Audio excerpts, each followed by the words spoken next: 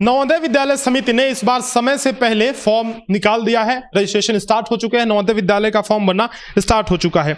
आज जब मैं वीडियो रिकॉर्ड कर रहा हूं 31 मई को, आज जो है फॉर्म रिलीज हो चुका है। लास्ट डेट है अप्लाई करने का 29 जुलाई और एग्जाम होने वाला है आपका 13 दिसंबर और 11 अप्रैल को। अब ये 2 दिन एग्जाम क्यों हो रहा है? क्योंकि आपको पता होगा कि एग्जाम 2 फेज में होता है। फेज 1 जो है 13 दिसंबर को होने वाला है और 11 अप्रैल को फेज 2 होने वाला है। आपको सिर्फ एक ही देना है, आपको चिंता करने की जरूरत नहीं है, एक ही देना है। 13 दिसंबर वाला अधिकतर बच्चे दे रहे होंगे एग्जाम।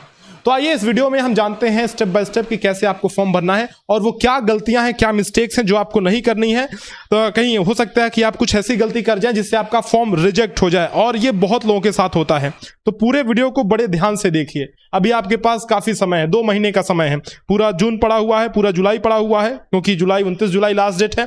तो अभी काफी समय है, ध्यान से वीडियो को देखिएगा कि कहीं आप कोई ऐसी गलती ना कर दें जिससे फॉर्म रिजेक्ट हो जाए। कई बार होता है कि मीडियम गलत सेलेक्ट कर लेते हैं, कई बार होता है कि अर्बन बच्चे रूरल वाला सेलेक्ट करते हैं तो वो एलिजिबल हो नहीं पाते हैं, उनका सर्टिफिकेट तो अर्बन का रहता है। ठीक है, तो ये सब चीजें मैं बारीकियां बताऊंगा आज के इस फॉर्म में, आज के इस वीडियो में। आइए शुरू करते हैं। तो पहली बात तो आपको क्या करना है, अपने ब्राउजर में सर्च करना है नवोदय फॉर्म। आप ऐसे सर्च कर सकते हैं नवोदय फॉर्म, और ये टॉपिक्स इतने ट्रेंडिंग होते हैं कि पहले ही रिजल्ट में आपको ये दिख जाएगा। ठीक है, तो एक बात का आपको ध्यान रखना है कि आजकल फ्रॉड्स बहुत होते हैं। आपको जेन्युइन ऑफिशियल वेबसाइट पे ही जाना है। वो कैसे पता चलेगा आपको? वेबसाइट के लास्ट में, वेबसाइट के एड्रेस में .gov.in दिखेगा। इसका मतलब है कि ये गवर्नमेंट की वेबसाइट है। .gov मतलब गवर्नमेंट की वेबसाइट है। तो ये वाली वेबसाइट पे, इस वेबसाइट पे फॉर्म आया हुआ है cbscitms.rcil.gov.in। ठीक है, इस पे क्लिक करना है मुझे, और जैसे ही मैं क्लिक करूंगा मैं इस पेज पे पहुंच जाऊंगा। ये देखिए यहाँ पे, इस पेज पे मैं पहुंच जाऊंगा, और यहाँ पे पहला लिंक है रजिस्ट्रेशन का। बाकी सारा लिंक जो है, बाकी बहुत सारे लिंक है, लेकिन प्रोस्पेक्टस वगैरह का लिंक है। प्रोस्पेक्टस हम अपने चैनल पे बताएंगे, तो टेंशन लेने की जरूरत नहीं है। 29 जुलाई ये लास्ट डेट है फॉर्म भरने की, 29 जुलाई यहाँ पे आप देख सकते हैं। जैसे ही मैं इस लिंक पे क्लिक करूंगा, ये वाला link, click here for the registration, आपको एक डैशबोर्ड खुलेगा। यहाँ पे आपको दिखेगा, एक डैशबोर्ड दिखेगा। ये इसी डैशबोर्ड से हमें फॉर्म भरना है। ये मेन पेज है जहां से हमको फॉर्म भरना है। 2-3 बातों का ध्यान में रखना है, 2-3 बातों को आपको ध्यान में रखना है। पहला ये कि जो कैंडिडेट ओबीसी से हैं उनको सर्टिफिकेट सेंट्रल लिस्ट वाली बनवानी है, ओबीसी कैटेगरी सर्टिफिकेट। बाकी जनरल वालों को कोई कैटेगरी सर्टिफिकेट नहीं बनवाना है। एससी एसटी वालों का जो सर्टिफिकेट बनता है वो एक ही लिस्ट होता है, चाहे आप सेंट्रल स्टेट को कुछ भी कहें, एक ही लिस्ट होता है। लेकिन ओबीसी का सर्टिफिकेट 2 तरीके से बनता है, एक स्टेट से बनता है, एक सेंट्रल लिस्ट का सर्टिफिकेट बनता है। तो अगर आप ओबीसी हैं और आपने स्टेट वाला सर्टिफिकेट बनवा लिया तो वो यहाँ पे मान्य नहीं होगा, आपको सेंट्रल वाला ही सर्टिफिकेट बनवाना है। ठीक, और 2-3 डॉक्यूमेंट जो आपको रख लेने हैं प्रिपेयर करके पहले से। पहला तो कैंडिडेट का सिग्नेचर जो कि 10 से 100 KB के बीच होना चाहिए, पेरेंट का साइन 10 से 100 KB के बीच, और कैंडिडेट का फोटोग्राफ 10 से 100 KB के बीच। फिर कैटेगरी सर्टिफिकेट, मैंने कहा जनरल का नहीं लगेगा, ओबीसी के बारे में बताया, और एससी एसटी अपने रेस्पेक्टिव कैटेगरी सर्टिफिकेट अप्लाई मतलब यहाँ पे अपलोड कर सकते हैं। अगर नहीं है तो बनवा लीजिए, अभी टाइम है आपके पास। ठीक है, इसीलिए तो इतना पहले फॉर्म आया, इतना समय दिया है इन्होंने। रेसिडेंस सर्टिफिकेट अपलोड करना है पेरेंट का, रेसिडेंस सर्टिफिकेट पेरेंट का, ध्यान रखिएगा, बच्चे का भी नहीं करना है। Residence certificate of the parent लिखा हुआ है, तो बच्चे का नहीं, रेसिडेंस सर्टिफिकेट पेरेंट का अपलोड करना है। और वो भी वो रेसिडेंस सर्टिफिकेट, उस जिले का रेसिडेंस सर्टिफिकेट जिस जिले में बच्चा पढ़ रहा है। ठीक, तो ये चीज आप ध्यान में रखें। और कभी कभी आपको परेशानी होती है फोटो रिसाइज करने में, सिग्नेचर रिसाइज करने में, क्योंकि 10 से 100 KB के बीच करना होता है तो वेबसाइट वरना एक्सेप्ट नहीं करता है। तो तमाम वीडियोस पड़े हुए हैं यूट्यूब पे, आप जाइए देखिए, आपको बड़े आसानी से वो पता चल जाएगा और आप बहुत ही इजीली कर भी सकते हैं इसको। तो कोई दिक्कत वाली बात नहीं है, मैंने प्रिपेयर कर रखा है ऑलरेडी। तो मैं फॉर्म भरना शुरू करता हूँ, एक ही चीज मैं आपको बताते हुए चलता हूँ। पहला है कि क्या कैंडिडेट ने क्लास 5th पहले पास किया हुआ है या पढ़ा हुआ है, तो आपको नो सेलेक्ट करना है। जैसे ही ये सेलेक्ट करेंगे आप इनएलिजिबल हो जाएंगे, क्योंकि क्लास 5th जो बच्चा पास कर चुका है वो फॉर्म नहीं भर सकता है। ठीक, तो आपको नो सेलेक्ट करना है। क्या आपने पहले जेयूनिवर्सिटी का एग्जाम दिया है, तो आपको नो सेलेक्ट करना है, क्योंकि दोबारा आप एग्जाम दे नहीं सकते, तो नो सेलेक्ट करना है। क्या आपने प्रोस्पेक्टस पढ़ा है? प्रोस्पेक्टस मतलब जिसमें कायदे कानून सब नियम लिखा हुआ है कि नवोदय का फॉर्म कौन भर सकता है, सिलेबस क्या है, डेट क्या है, नवोदय विद्यालय के बारे में लिखा गया है, कितनी भाषाएं चुन सकते हैं आप, वो सब कुछ दिया हुआ है। तो आपको यहाँ पे यस सेलेक्ट करना है। नो सेलेक्ट करेंगे तो कहेगा कि जाइए पढ़ के आइए पहले। ठीक है, तो आपको यहाँ पे एस सेलेक्ट करना है, आपको एस सेलेक्ट करके आगे बढ़ना है। और फिर अगला पूछ रहा है आपसे whether your district of residence and class 5 study is same, तो आपको ये सेलेक्ट करना है। देखिए हमने अपने यूट्यूब चैनल पे बताया हुआ है कि जहां से बच्चा पढ़ रहा है, और जैसे मान लीजिए कि कोई डिस्ट्रिक्ट है, मान लीजिए गोरखपुर डिस्ट्रिक्ट है, तो गोरखपुर से बच्चा पढ़ रहा है तो गोरखपुर का निवासी भी होना चाहिए तभी फॉर्म भर सकता है। अगर बच्चा गोरखपुर से पढ़ रहा है और निवासी मान लीजिए आजमगढ़ का है तो नहीं फॉर्म भर सकता है, एलिजिबल ही नहीं है। तो डिस्ट्रिक्ट ऑफ रेसिडेंस और डिस्ट्रिक्ट ऑफ स्टडी ये दोनों सेम होना चाहिए। ठीक, तो यस मैंने क्लिक किया। अब आपसे पूछ रहा है क्या 31 जुलाई 2025 के पहले बच्चा प्रमोट किया जा चुका है आगे, मतलब 5th क्लास में आ चुका है, तो हाँ सेलेक्ट करना है यस। अगर नहीं 5th क्लास में आया है तो एलिजिबल ही नहीं है। दो रास्ते हैं फॉर्म भरने के, एक तो है कि आप आधार कार्ड से भर सकते हैं, तो ये पूछेगा कि आधार कार्ड है कि नहीं है, तो आप एस सेलेक्ट करेंगे। अगर आपके पास नहीं है तो आप बिना आधार कार्ड के भी फॉर्म भर सकते हैं। अगर आप नो सेलेक्ट करते हैं तो यहां एक वार्निंग आएगा कि भाई साहब एक आप रेसिडेंस सर्टिफिकेट अपलोड कीजिए जो कि पेरेंट का होना चाहिए, रेसिडेंस सर्टिफिकेट पेरेंट का होना चाहिए। ठीक है, तो ये आपको अपलोड करना है, कैंडिडेट का नहीं, पेरेंट का, और उसी डिस्ट्रिक्ट का जिस डिस्ट्रिक्ट में आप रह रहे हैं और उसी डिस्ट्रिक्ट में फॉर्म भी भर रहे हैं, उसी डिस्ट्रिक्ट में पढ़ भी रहे हैं, तो ये कंडीशन मैच करनी चाहिए। ठीक है, आपके पास मैं तो रिकमेंड करूंगा कि अगर आधार कार्ड अपडेटेड है, कोई उसमें गलती नहीं है, कोई त्रुटि कोई एरर नहीं है, तो आप आधार कार्ड वाले ये रास्ते से जाइए, ये सेलेक्ट कीजिए, आधार कार्ड नंबर डालिए, ओटीपी आएगा मोबाइल पे अगर लिंक है तो, और आप आगे प्रोसीड कीजिए। नहीं लिंक है मोबाइल नंबर तो ओटीपी नहीं आएगा, तो आप अभी टाइम है तो लिंक करवा सकते हैं। अगर आप ये वीडियो बाद में देख रहे हैं तो फिर एक काम कीजिए, आप सबसे आसान तरीका है बिना आधार कार्ड के भरिए। ठीक है, कोई मैंडेटरी तो है नहीं। तो जिनके पास है, जिनका आधार कार्ड करेक्टेड है, बिल्कुल एकदम सही है, वही आधार कार्ड के का ये जो रास्ता है वो चुने। ठीक है, मैं नो यहाँ पे सेलेक्ट करता हूं क्योंकि मेरे पास नहीं है मान लीजिए, तो मैं नो चुनता हूं। और अगर मैं नो चुनता हूं तो मुझे ये निवास प्रमाण पत्र पेरेंट का अपलोड करना पड़ेगा। आधार कार्ड अगर यस चुनता हूं तो निवास प्रमाण पत्र अपलोड नहीं करना पड़ेगा। ठीक, तो मैं एक निवास प्रमाण पत्र अपलोड कर लेता हूं अपना। मैंने ये खोला और रेसिडेंस का एक मैंने सैंपल रखा हुआ है तो मैंने अपलोड कर दिया एक सैंपल। ठीक है, अब मुझे सबमिट पे आगे क्लिक करना है। देखिए ये है पहला स्टेप, तो सबमिट पे आगे जैसे ही आप क्लिक करेंगे आपके सामने ये दूसरा पेज और जो ये मेन पेज है वो खुल के आ जाएगा। यहीं से आपका सब कुछ होना है, फॉर्म यहीं से मेन आपको भरना है। ठीक है, अच्छा मैं फॉर्म आगे बढ़ने से पहले मैं आपको बता दूं कि हमने पूरे भारत में, पूरे इंडिया में अभी रिजल्ट आया। आप अगर हमारे चैनल पे विजिट करेंगे तो आप देखेंगे कि सबसे ज्यादा रिजल्ट दिया है 1000+ सिलेक्शन इन JNVST 2025। हमने लाइव रिजल्ट चेक किया है। अगर आप हमारे चैनल पे जाएंगे तो आप देखेंगे 25 तारीख को रिजल्ट आया था और हमने लाइव चेक किया, सारे के सारे बच्चे, अधिकतर बच्चे हमारे क्वालिफाई कर गए और 1000+ सिलेक्शन इस बार हमने दिया है। जेन्युइन रिव्यूज, आप हमारे यूट्यूब चैनल पे जाएंगे ये शॉर्ट्स के सेक्शन में तो आप देखेंगे कि ये सारे बच्चे, ये लिस्ट एंडलेस है, the list just goes on, है ना। बहुत बच्चे सेलेक्ट हुए हैं हमारे। तो आप अगर तैयारी करना चाहते हैं तो द्रोण स्कूल से जुड़ सकते हैं। लगातार हम आपको गाइडेंस देते रहते हैं और इस चैनल पे लगातार फ्री मटेरियल देते रहते हैं। लेकिन आप अगर अच्छे से तैयारी करना चाहते हैं, पूरा लग करके तैयारी करना चाहते हैं कि इस बार 2026 का एग्जाम आपके हाथ से ना जाए, तो आप जरूर से द्रोण स्कूल से जुड़ें। हमारे लाइव बैचेस चल रहे हैं।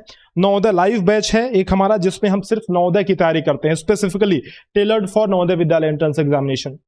हमारा तेजस बैच है जिसमें हम नवोदय विद्यालय, सैनिक स्कूल, RMS, सिमुलतला, CHS, जितने भी आप कोई भी स्कूल एंट्रेंस एग्जाम लगा लीजिए, जितने भी स्कूल एंट्रेंस एग्जाम है इसमें उन सब की प्रिपरेशन हो जाती है। अगर वो क्लास 6 लेवल का है तो कोई भी एंट्रेंस एग्जाम नहीं छूटता है। तेजस बैच हमारा लाइव बैच जो चलता है, और नवोदय वाला सिर्फ नवोदय के लिए स्पेसिफिकली हम लोग बैच ये चलाते हैं, नवोदय बैच। इसमें आपको वो सारी फैसिलिटीज दी जाती हैं जो आपको एक ऑनलाइन क्लास में मिलनी चाहिए, और बशर्ते ऑफलाइन क्लास का भी हाइब्रिड मॉडल एक तरीके से आप कहिए कि है, क्योंकि बच्चा टीचर से लाइव इंटरेक्शन कर सकता है, चैट के माध्यम से लाइव क्लासेस होती हैं। और हम लोग जब लेक्चर्स कंप्लीट हो जाते हैं, जब लाइव लेक्चर कंप्लीट हो जाता है तो बच्चों को प्रैक्टिस शीट देते हैं, उसके बाद प्रैक्टिस टेस्ट लेते हैं जिसमें बच्चे का रैंक दिखता है, वो दूसरे बच्चों से कॉम्पीट करता है, तो थोड़ा मोटिवेशन बना रहता है। सब कुछ, उसने कितना टाइम लिया, कितना स्कोर आया, रैंक कितना है, ये सब कुछ उसका दिखता है। वहां पे सेक्शनल एनालिसिस दिखता है कि कहां पे बच्चा कमजोर है, किस पॉइंट पे, उस पॉइंट को कहां पे कमजोर है, उस पॉइंट को मजबूत कैसे करें, ये हम लोग डायरेक्शन देते रहते हैं। तो पूरी की पूरी गाइडेंस हम लोग पूरा गाइडेंस इस चैनल पे प्रोवाइड करते हैं। मॉडल पेपर्स, प्रीवियस ईयर के question papers, Telegram group, WhatsApp groups हम लोग बनाते हैं ताकि बच्चे हमसे लगातार जुड़े रहें, इंटरैक्ट करें। आपको किसी भी जानकारी के लिए अगर हमारे कोर्सेस में एनरोल करना है तो आप 6260388361 पे कॉल या व्हाट्सएप कर सकते हैं। ये हमारा व्हाट्सएप नंबर है और कॉलिंग नंबर भी, आप व्हाट्सएप या कॉल कर सकते हैं। आप इस पे कॉल करके हमसे इंफॉर्मेशन ले सकते हैं। और आपको बताऊं कि ये जो फॉर्म आया है, चलिए इसकी खुशी में हम लोग 1000 रुपए का डिस्काउंट दे रहे हैं आपको। तो एक स्पेशल डिस्काउंट है, आप ये कूपन कोड यूज कर सकते हैं फॉर्म 1000। तो हमारे प्रत्येक लाइव कोर्स में, हर एक लाइव, किसी भी लाइव कोर्स में आप एनरोल करते हैं, चाहे वो तेजस हो चाहे नवोदय लाइव बैच हो, तो आपको 1000 रुपए का तुरंत के तुरंत डिस्काउंट मिल जाएगा। ये स्पेशल अभी बस एक हफ्ते के लिए हम लोग आपको ये कूपन कोड प्रोवाइड कर रहे हैं। तो जल्द से जल्द अगर आप इच्छुक हैं तो इन कोर्सेज में एनरोल जरूर से करें। द्रोण स्कूल का ऐप डाउनलोड कीजिएगा। किसी भी जानकारी के लिए ये नंबर दिया हुआ है, तो उस पर कॉल या व्हाट्सअप आप कर सकते हैं, या डायरेक्ट भी आप जा करके बाई कर सकते हैं, क्योंकि सारा डिस्क्रिप्शन तो दिया ही हुआ है ऐप में। आइए अब फॉर्म भरना शुरू करते हैं और चलते हैं आगे का प्रोसीड करते हैं हम लोग। देखें, तो पहला आपको सेलेक्ट करना है, select the state in which the candidate is studying in class 5th। Class 5th में बच्चा किस स्टेट में पढ़ रहा है। मान लीजिए मैंने उत्तर प्रदेश सेलेक्ट कर लिया, तो मैं कुछ भी सेलेक्ट करते जाऊंगा, आप उस पर ध्यान मत दीजिए, अपना डेटा आप सही भरिएगा। गोरखपुर में सेलेक्ट कर लेता हूं अपना डिस्ट्रिक्ट, और फिर ये सब रेसिडेंशियल डिस्ट्रिक्ट वगैरह। ब्लॉक आपको सेलेक्ट करना है, तो मैं अपने हिसाब से पहला ही ब्लॉक सेलेक्ट कर लेता हूं। विद्यालय का नाम मैंने ऐसे डेमो के तौर पे ABC स्कूल लिख दिया, ठीक है। आप अपने विद्यालय का नाम ढंग से लिखिएगा। उम्मीदवार का नाम मैंने राघव लिख दिया, और मोबाइल नंबर, द्रोण स्कूल का नंबर मैं डाल दे रहा हूँ 6260388361। ये मैंने मोबाइल नंबर डाल दिया। जन्म की तारीख जो आधार कार्ड पे है वही डालिएगा, ठीक है। तो आपको डेट ऑफ बर्थ डालना है। ईमेल आईडी, वैसे मोबाइल नंबर देखिए कंपलसरी है, जो स्टार लगा है ना रेड, वो कंपलसरी है, वो नहीं भरेंगे तो फॉर्म आगे आपका प्रोसीड ही नहीं होगा, फॉर्म सबमिट ही नहीं होगा। लेकिन जो ईमेल आईडी है ये मैंडेटरी नहीं है, कंपलसरी नहीं है, आप चाहे तो भरें चाहे तो ना भरें, लेकिन मैं रिकमेंड करता हूं कि आप इसको भरिए, ईमेल आईडी भरिए अपना, है ना, ताकि जो भी कम्युनिकेशन ये समिति करेगी आपसे, जो भी आप तक इंफॉर्मेशन पहुंचाई जाएगी, वो ईमेल आईडी पे भी जाएगी, मोबाइल नंबर पे भी जाएगी, ठीक है। तो आप जरूर से भरिए, ईमेल आईडी नहीं है तो बना लीजिए। माता का नाम मैं लिख देता हूं सीता देवी, आप लिखिए, अपनी माता का नाम लिखिए यहाँ पे, ठीक है। पिता का नाम लिखना है आपको, और इसके बाद से यहाँ पे गार्जियन का नाम वैकल्पिक है, ऑप्शनल है, लिखें चाहे ना लिखें। तो मैं जो ऑप्शनल है उसको छोड़ते हुए चल रहा हूं। पहचान चिन्ह ये ऑप्शनल नहीं है, तो मैं लिख दे रहा हूं cut mark on right elbow. तो आप ऐसे जो भी पहचान चिन्ह है वो लिख सकते हैं। यहाँ पे आपको जेंडर लिंग सेलेक्ट करना है, मेल, फीमेल या ट्रांसजेंडर, तो मेल सेलेक्ट कर लीजिए, या फीमेल जो भी है आप सेलेक्ट कर लीजिए। कैटेगरी, देखिए मैंने बताया कि अगर आप जनरल सेलेक्ट करेंगे तो कोई भी आपको कैटेगरी सर्टिफिकेट अपलोड नहीं करना है। अगर आप SC ST या OBC सेलेक्ट करते हैं, इन कैटेगरी से बिलोंग करते हैं, तो आपको सबसे पहले कैटेगरी सर्टिफिकेट बनवाकर रख लेना है, क्योंकि अपलोड करना पड़ेगा, ठीक है। तो मैं जनरल सेलेक्ट करता हूं। पता आप लिख लीजिए, एड्रेस, अपना एड्रेस यहां पे, ठीक। पिन कोड अपना डाल लीजिए, तो मैंने ऐसे रैंडम कोई सा भी पिन कोड डाल लिया। सबसे जरूरी बात ये देखिए, आपको मीडियम ऑफ एग्जामिनेशन ध्यान से सेलेक्ट करना है। आप जो भी राज्य चुनेंगे उस हिसाब से मीडियम ऑफ एग्जामिनेशन यहां पे आएगा। जैसे मैंने गोरखपुर उत्तर प्रदेश चुना है, तो उत्तर प्रदेश में 3 लैंग्वेजेस अवेलेबल है मेरे पास, ये देखिए, इंग्लिश, हिंदी और उर्दू, ठीक है। और मैं कोई और स्टेट चुनता तो मेरे पास और भी लैंग्वेजेस की लिस्ट आती। जैसे मैं अगर आसाम चुनता तो मेरे पास असमीज आता है। यहाँ पे जो भी भारत के संविधान में जो भी 22 भाषाएं हैं, आप उन सभी 22 भाषाओं में एग्जाम दे सकते हैं, बशर्ते आप उस रिस्पेक्टिव स्टेट से आप होने चाहिए। ऐसा नहीं है कि मैं गोरखपुर में हूं या फिर मैं उत्तर प्रदेश का हूं तो मैं असमीज में एग्जाम दे सकता हूं। मेरे पास 3 ही लैंग्वेज का ऑप्शन है, ठीक है। तो मीडियम ऑफ एग्जामिनेशन ध्यान से आप चुनिएगा, उसी मीडियम में आपको पेपर मिलेगा। इंग्लिश चुनते हैं तो इंग्लिश मिलेगा, हिंदी चुनते हैं तो हिंदी मिलेगा, ये फिर चेंज नहीं होगा, इसीलिए ये बड़े ध्यान से भरिएगा। इंग्लिश मीडियम में बच्चा पढ़ रहा है और मान लीजिए इंग्लिश में पढ़ रहा है, हिंदी में एग्जाम देना चाहता है, तो हिंदी चुनिए। कोई अच्छा, ये जरूरी नहीं है कि किस मीडियम में बच्चा पढ़ रहा है, उससे कोई मतलब नहीं है, किस में एग्जाम देना चाहता है। कुछ ऐसे बच्चे होते हैं जो इंग्लिश मीडियम के होते हैं, लेकिन उनकी हिंदी पे पकड़ अच्छी होती है, हिंदी समझ ज्यादा आता है, तो हिंदी मीडियम में एग्जाम देना चाहते हैं। तो आप जिस भी मीडियम से हैं उससे कोई फर्क नहीं पड़ता, जिस मीडियम में एग्जाम देना चाहते हैं वो सेलेक्ट कीजिए, ठीक। तो मान लीजिए मैं हिंदी मीडियम में एग्जाम देना चाहता हूं, तो मैं हिंदी मीडियम, पेपर आपको इसी मीडियम में मिलेगा, फिर वो चेंज नहीं होगा। फिर बच्चे रोते हैं एग्जाम हॉल में जाकर के कि सर ये तो पेपर इंग्लिश का मिल गया और मैंने हिंदी भरा था, मतलब मुझे हिंदी में चाहिए था। भाई इंग्लिश का भरा होगा तो इंग्लिश में मिला, तो यहां पे गलती नहीं करनी है, ठीक। उसके बाद से ये डिसेबिलिटी नन लिखना है, अगर है डिसेबिलिटी तो आप कोई सा भी डिसेबिलिटी जो भी है आप वो सेलेक्ट कर सकते हैं। रिलीजन आपको सेलेक्ट करना है। आधार नंबर अगर करेक्ट है सब कुछ तभी भरिए, वरना मत भरिए। PEN यानी परमानेंट एजुकेशन नंबर अगर है तो भरिए, नहीं तो मत भरिए। मैं तो कहूंगा ये तीनों खाली छोड़ दीजिए, जब कंपलसरी नहीं है तो क्यों भरना, इसको मत भरिए। एनुअल इनकम ऑफ पेरेंट, पिता की वार्षिक आय, मासिक नहीं, मंथली नहीं, वार्षिक आय। तो मान लीजिए कि मेरे पिताजी अगर 10,000 रुपए महीना कमाते हैं तो मैं 1,20,000 रुपए लिखूंगा यहाँ पे, ये सर्टिफिकेट के हिसाब से लिखिएगा। अब पता चले कि आपके पिताजी किसी सरकारी जॉब में है, उनकी इनकम है 60,000 रुपए पर मंथ, है ना, तो 7,20,000 हुआ और आपने लिख दिया 1,20,000, ये काम मत कीजिएगा, ठीक है। तो ये एक्यूरेटली लिखिएगा। तो मान लीजिए मैंने लिख दिया 1,20,000 ऐसे लिख दिया एनुअल इनकम। उसके बाद से यहाँ विलेज का नाम, बाकी जो डेटा आपने ऊपर भरा है वो यहाँ पे अपने आप पॉपुलेट हो चुका है, देखिए। तो आपको ये सारा डेटा अगेन नहीं भरना है, आपको विलेज का नाम लिखना है। तो मैं विलेज का नाम, अच्छा विलेज का नाम कौन सा लिखना है ये भी देखिए। स्कूल का विवरण, आप जहां रहते हैं उससे मतलब नहीं है, आपका स्कूल जहां पे है। इसमें बहुत लोगों को कंफ्यूजन होता है कि अपने गांव का नाम लिखें कि स्कूल जहां पे, वो नहीं, गांव का नाम, अपने गांव का नाम नहीं लिखना है, जहां पे स्कूल स्थित है वो उस गांव का नाम लिखना है, अपने गांव का नाम नहीं। तो यहां पे रामपुर मैंने लिख दिया। अच्छा इसमें आप देखिए क्लास 3 में जिस स्कूल में आपने पढ़ा है उसका विवरण देना है इस कॉलम में। इस कॉलम में क्लास 4th में जिस स्कूल में पढ़ा है उसका विवरण देना है, और इस कॉलम में क्लास 5th में जिस स्कूल में पढ़ा है उसका डिटेल आपको देना है। जैसे मान लीजिए मैंने क्लास 3 में किसी और स्कूल में पढ़ाई की, क्लास 4 में किसी और स्कूल में, तो आप लिख सकते हैं अलग अलग, कोई दिक्कत थोड़ी है ना, आप लिख सकते हैं। जैसे मान लीजिए कि मैं यहां रायपुर लिख देता हूं, ये विलेज, मैंने किसी और स्कूल में पढ़ाई की, मैंने ये लिखा, तो आप जिस भी स्कूल में पढ़े हैं वो आप लिखिए, ठीक। मैं वैसे अधिकतर बच्चों का स्कूल सेम ही होता है, तो आप थोड़ा ध्यान से इस चीज को भरिएगा। नेम ऑफ द स्कूल लिखिए यहाँ पे, और जिस स्कूल में पढ़े, जैसे क्लास 3rd में मैं पढ़ाई किया हूं, मान लीजिए ABC स्कूल में, मैंने लिख दिया। यहाँ पे कुछ GKP पब्लिक स्कूल में, तो मैंने यहाँ पे वो चीज लिख दिया। ऐसे आप लिख सकते हैं ना। तो आप अपने स्कूल का नाम यहाँ पे ध्यान से भरिएगा। ये मैंने लिख दिया ABC स्कूल, यहाँ पे भी सेम मैंने लिखा, और सेम चीज यहाँ पे भी मैंने लिख दिया। अच्छा अब एक चीज और देखिएगा, स्कूल मान्यता प्राप्त है कि नहीं, क्या आपने जिस स्कूल में क्लास 3rd में पढ़ाई की क्या वो मान्यता प्राप्त है, यदि हाँ तो यस लिखिए। अच्छा अगर आप नहीं मान्यता प्राप्त लिखेंगे तो आप फॉर्म ही नहीं भर पाएंगे, एलिजिबल ही नहीं होंगे। देखिए तो आपको यस लिखना ही है, रिकॉग्नाइज्ड लिखना ही है, तो रिकॉग्नाइज्ड है, ठीक है। स्कूल की स्थिति, क्या आप रूरल एरिया से पढ़ाई कर रहे हैं कि अर्बन एरिया से। जो रूरल बच्चे होते हैं उनके लिए 75% सीटें आरक्षित होती हैं, यानी 80 में से 60 सीटें आरक्षित होती है, रिजर्व होती हैं।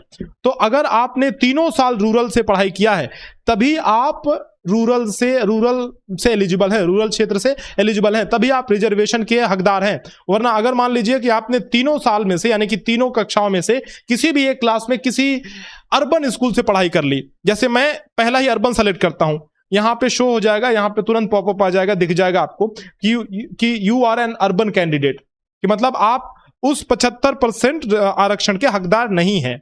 भले आपने 2 साल रूरल में पढ़ाई की है, ग्रामीण क्षेत्र में पढ़ाई की है, रूरल मतलब होता है ग्रामीण, अर्बन मतलब शहरी, ठीक। भले आपने 2 साल ग्रामीण क्षेत्र से पढ़ाई की है, अगर 1 साल भी आपने शहरी क्षेत्र से पढ़ाई की है तो आप शहरी कैंडिडेट माने जाएंगे और आपको आरक्षण का लाभ नहीं मिलेगा, ठीक। तो मैंने रूरल सेलेक्ट किया, आप जो भी हैं आप वैसे सेलेक्ट कीजिएगा। अच्छा ये स्कूल की स्थिति, ये आपका घर कहां पे है ये मायने नहीं रखता है। पता चलेगा आप गांव में रहते हैं और बच्चे को शहर में पढ़ाते हैं, तो वो शहर वो रूरल में नहीं आएगा बच्चा, वो अर्बन में आएगा। स्कूल जहां पे है वो काउंट होगा, ठीक।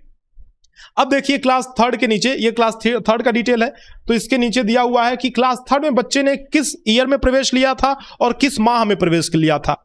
उसी तरीके से क्लास 4th में किस ईयर में किस मंथ में प्रवेश लिया था, क्लास 5th में किस ईयर में और किस मंथ में प्रवेश लिया है। ये प्रवेश लेने का यानी कि डेट ऑफ ज्वाइनिंग, एडमिशन कब हुआ था, पास कब हुआ, तो वो आपको यहां पे भरना है। क्लास 3rd में कब पास हुआ, क्लास 4th में कब पास हुआ, एंड क्लास 5th में तो अभी पास ही नहीं हुआ है। तो ये डेटा आपको जो है वही रख देना है। देखिए 2026, अभी भाई 2026 मार्च तो आया नहीं कि पास हो गया है बच्चा तो अभी पढ़ रहा है, तो ये मार्च भले ही लिखा है, आप ऐसे छोड़ दीजिए इसको, ठीक है, बाय डिफॉल्ट जो लिखा हुआ है।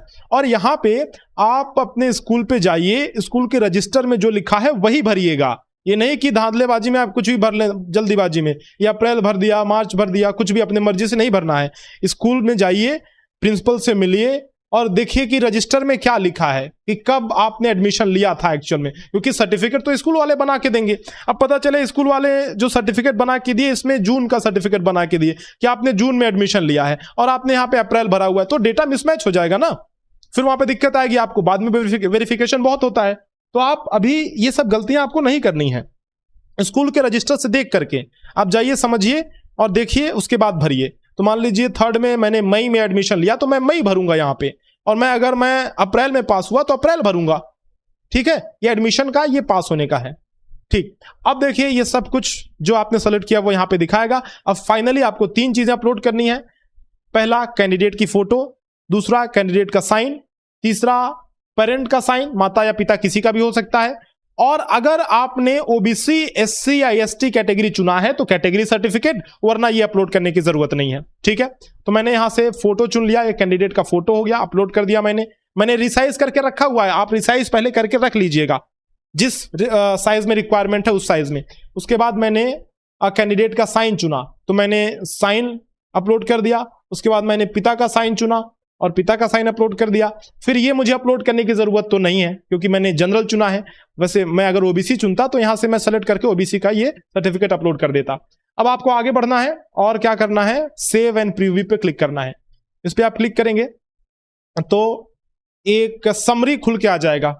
देखिए ये कुछ गड़बड़ हो गया अभी, चूंकि मैंने ये इसके जस्ट पहले भरा था तो एक समरी खुल के आया था, लेकिन अभी ये नहीं खुल के आया। मैं दोबारा भर के आपको दिखाता हूं।